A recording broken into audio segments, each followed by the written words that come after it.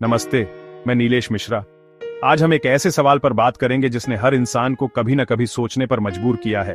क्या इस दुनिया का कोई अंत है? इस्लाम में इसे क़यामत कहा जाता है, एक ऐसा दिन जब सब कुछ खत्म हो जाएगा और हर इंसान को उसके कर्मों का हिसाब मिलेगा। क़यामत का जिक्र डर की कहानी नहीं बल्कि उम्मीद और हिसाब की कहानी है। ये यकीन दिलाता है कि हमारी जिंदगी एक इम्तिहान है जिसका नतीजा एक दिन जरूर सामने आएगा। इस्लामी नजरिए से क़यामत सिर्फ दुनिया के खत्म होने की बात नहीं है, बल्कि ये यकीन है कि हर अच्छे बुरे काम का हिसाब होगा। जब हम जानते हैं कि सब कुछ एक दिन खत्म हो जाएगा, तो हमारी प्राथमिकताएं बदल जाती हैं। हम सोचते हैं कि हम क्या छोड़कर जाएंगे, हमारी पहचान क्या होगी। क़यामत का तसव्वुर हमें अपनी जिम्मेदारियों का एहसास कराता है कि हम अपने कामों के लिए जवाबदेह हैं, सिर्फ इस दुनिया में नहीं बल्कि इसके बाद भी। इस्लाम कहता है कि क़यामत का सही वक्त सिर्फ अल्लाह को मालूम है, लेकिन इसकी कुछ निशानियां जरूर बताई गई हैं। आज हम कुरान और हदीस की रोशनी में क़यामत की इन निशानियों और उस दिन के मंजर को समझने की कोशिश करेंगे। इस्लामी इतिहास में क़यामत की अवधारणा हमेशा से केंद्रीय रही है।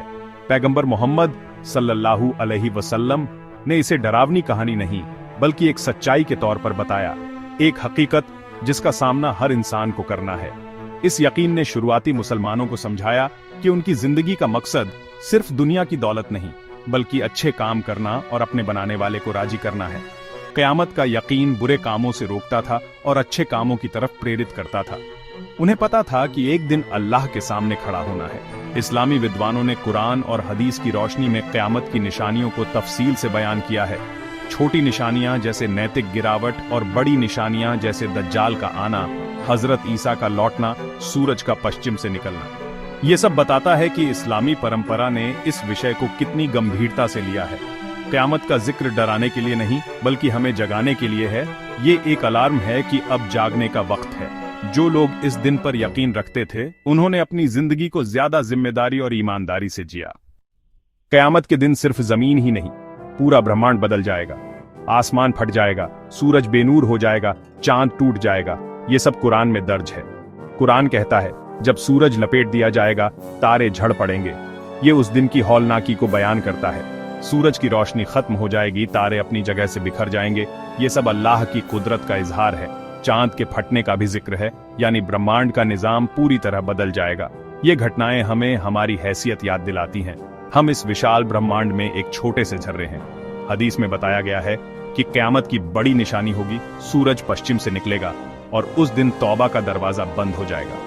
ये सब हमें चेतावनी देता है, अभी वक्त है, अपने आप को सुधार सकते हैं। लेकिन ये मोहलत हमेशा नहीं रहेगी।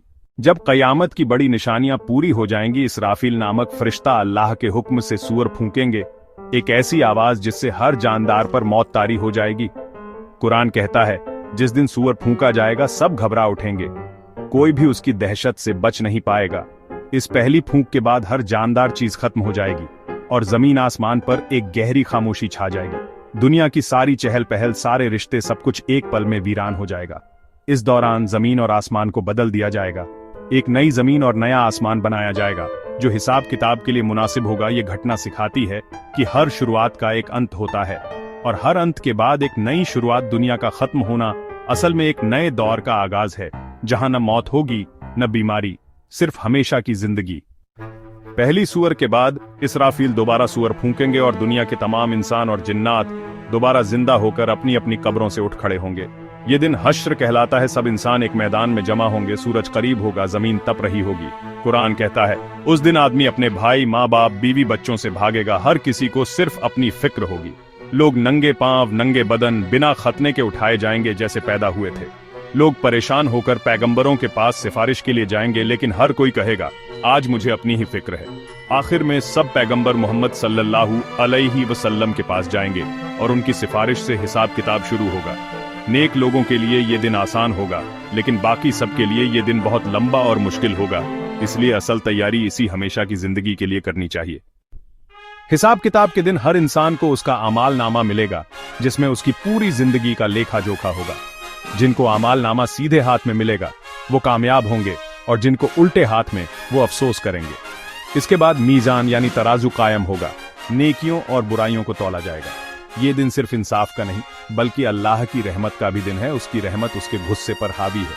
हदीस में है, अल्लाह की 100 रहमतें हैं एक दुनिया में, बाकी 99 क़यामत के दिन के लिए। हिसाब के बाद सबको पुल सिरात से गुजरना होगा। जो नेक होंगे वो पार कर जाएंगे, गुनाहगार गिर जाएंगे। जो इसे पार कर गया वो जन्नत में पहुंचेगा और जो नाकाम रहा वो जहन्नम में।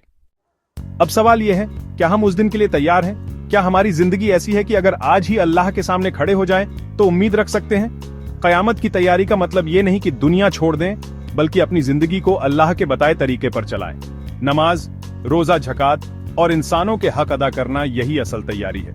हमें सोचना चाहिए कि हम अपना वक्त और सलाहियतें कहां खर्च कर रहे हैं, सिर्फ दुनिया के लिए या आखिरत के लिए भी। पैगंबर मोहम्मद सल्लल्लाहु अलैहि वसल्लम ने फरमाया, समझदार वो है जो अपने नफ्स का हिसाब करे और मौत के बाद की जिंदगी के लिए अमल करे। आज हम सब ये वादा करें कि अपनी जिंदगी का जायजा लेंगे, गलतियां सुधारेंगे और अल्लाह से माफी मांगकर एक नई शुरुआत करेंगे। कयामत कब आएगी ये नहीं मालूम, लेकिन हमारी अपनी कयामत यानी मौत कभी भी आ सकती है। इसलिए आज से ही तैयारी शुरू करें ताकि जब रब के सामने खड़े हों तो कामयाब हों।